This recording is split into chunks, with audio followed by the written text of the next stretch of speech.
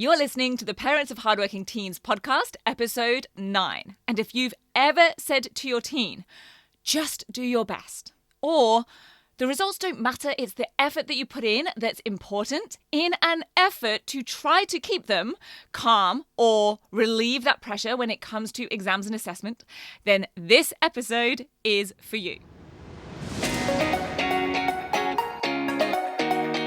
I'm Katie Jones, and with over 15 years in education as an award-winning high school teacher, international external examiner, and as a study coach, I've helped thousands of students skyrocket their results and confidence. And this podcast is where I share all my insights, tactics, and tips with you, the parent, so you can help your hardworking teen get happy, smart, and successful in their study, and have you both enjoy the journey along the way.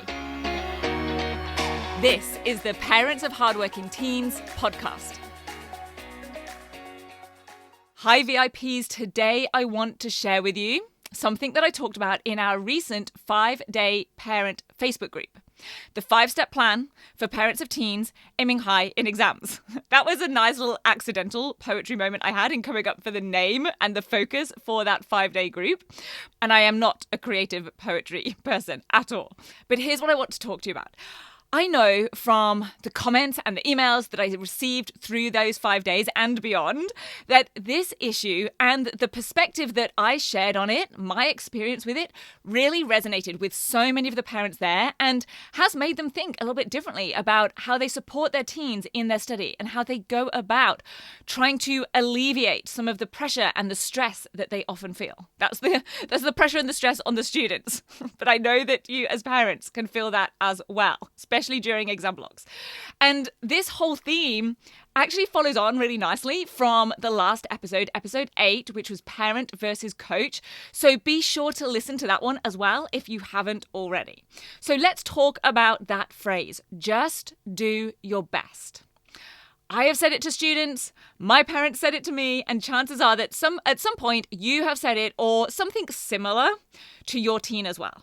And it comes from a really positive and good place. It is coming from the fact that you, of course, love your child no matter what, that their worthiness is not attached to the numbers or the letters on their assessments or their report card, and that their future career and success and lifetime happiness are not dependent on whether they get a certain grade or not. But I want to share with you why I do my best, pun intended, to not say it to students anymore. Since I started seeing the sneaky and not so great effects that it can actually have on students, especially those who are already trying their best.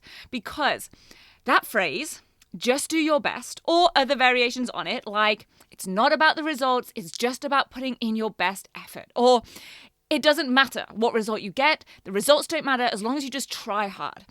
They can actually do the opposite of creating what you want with them. Things like having a good work ethic or keeping up their motivation. Now, stick with me here because I will explain how this is happening, how I've seen this happen, and why. The problem is that just do your best, that phrase, it's really coming from an underlying belief that great results for your teen in their study come at the expense of them having a great life balance. That achieving top grades means lots of stress, studying into the small hours, sacrificing their mental health perhaps, giving up on hobbies perhaps, and time with their friends and family. Now, I am not saying that great results do not require hard work, but I do know that probably every student could be studying more strategically and efficiently than they are right now. And I say that from a place of that being true for me as well. As a student, for sure, I definitely didn't study in the most effective ways. And I'm sure there are things that I'm doing right now in my work and my life that are also not as effective as they could be. And it's no wonder that we might have that belief. There is plenty of evidence for this. Experiences that have shaped and strengthened that belief that great results come at the expense of sacrificing other important things in life. For a start, there are all of the media reports of the stress and the pressure on students today, those news stories around their mental health, and for good reason. This definitely is an issue for many teens. And so that's why you're working to try and alleviate or reduce some of that for them. And on a personal level, you might have seen your teen study really hard for an exam or put in hours upon hours of effort and time for a research project or an essay or assignment, but then end up with a disappointing result, whatever disappointing is for them. You might have thought it was a good result, but they had higher hopes or expectations for themselves. Or you might have both felt pretty deflated by it, maybe even frustrated, perhaps a little bit confused. Or you might be in the situation where your teen is working really hard and is getting the top results that they want. But now they kind of feel like they have to keep up that level of work. They feel that achieving those results requires that amount of work and time and effort from them. So they're afraid that if they take their foot off the gas, things will start to sort of fall apart. And they're worried that they're going to risk their grades dropping if they change how they study. Because this is really all that they know. It's kind of worked for them pretty much so far. And so, of course, you're likely then concerned about, well, how sustainable is this for them to keep working at that level? Maybe you're worried about burnout or about the amount of sleep that they're getting or the impacts on other areas of their life. I remember speaking with a dad of one of my 10WGT and coaching students before she started the program. His daughter was in year 9. She's a high achiever, both academically and in athletics and sports.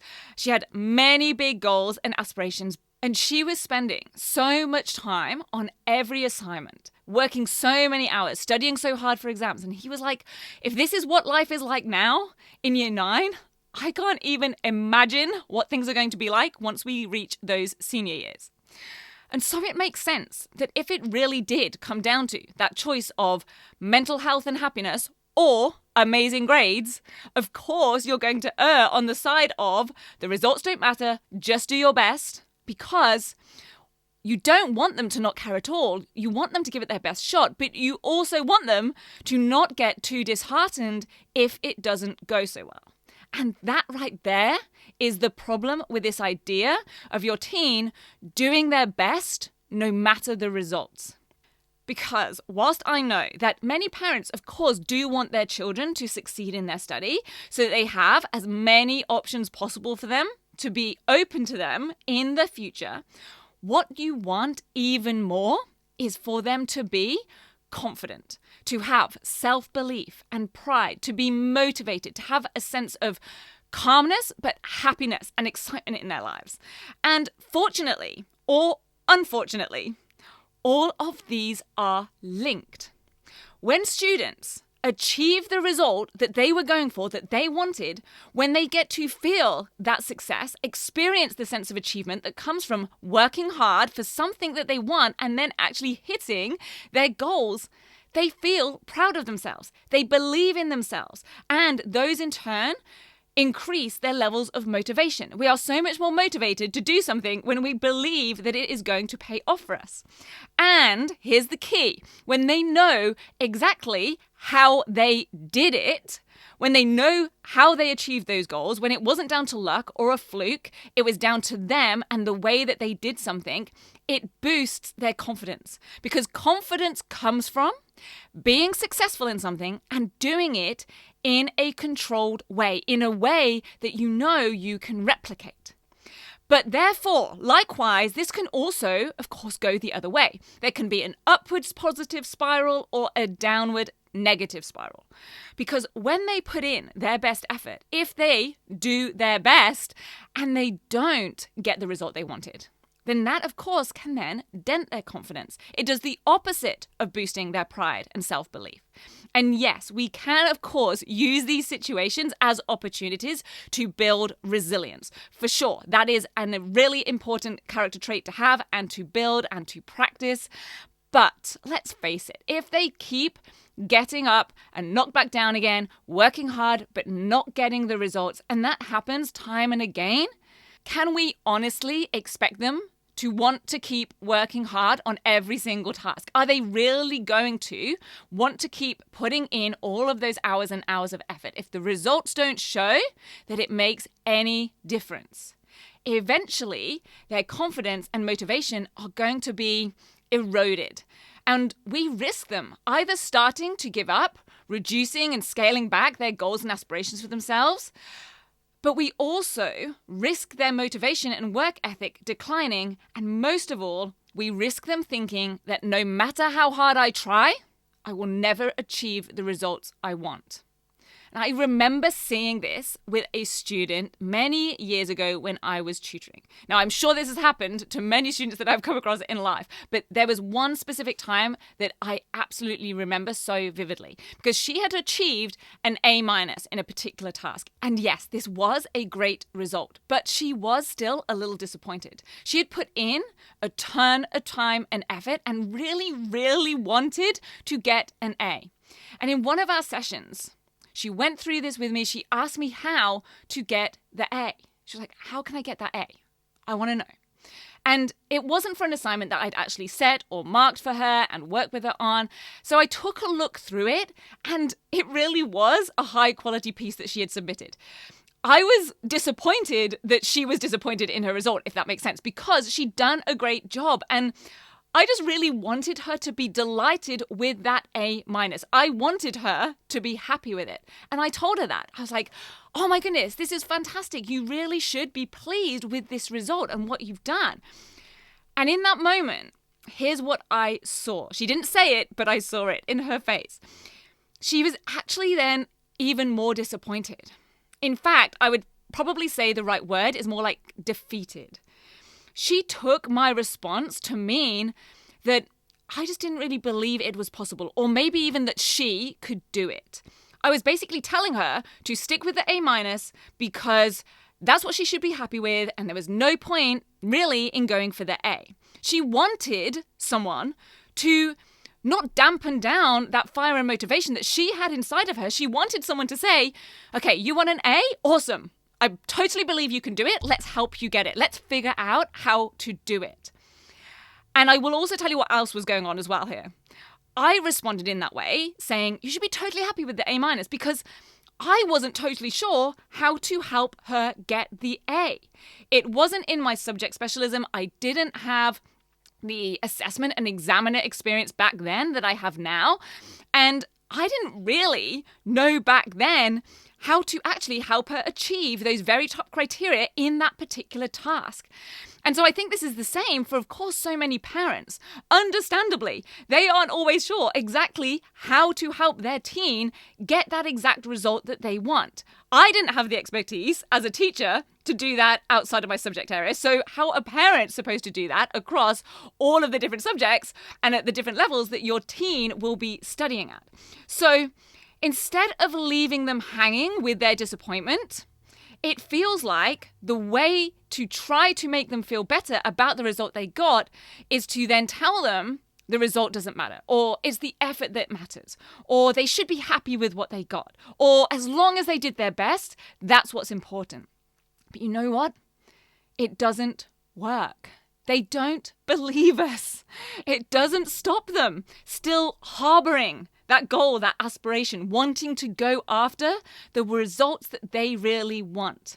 So I'll share with you how I now go about it a different way these days.